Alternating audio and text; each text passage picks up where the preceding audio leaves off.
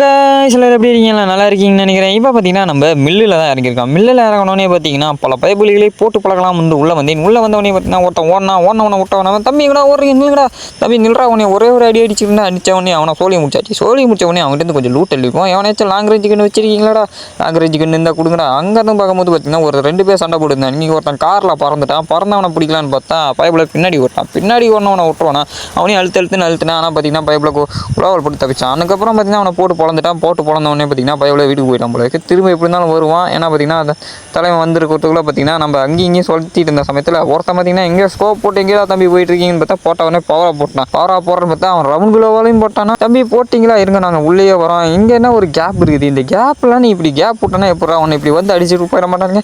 அவனை அடிச்சதை வந்து பார்த்தீங்கன்னா, இன்னொருத்தவன் தான் வரிசையாக வந்து அடி வாங்கிட்டு போகிறாங்க மாதிரி பார்த்தீங்கன்னா, இவனும் வந்து ஹெட்ஷாட் வாங்கிட்டு போயிட்டான்.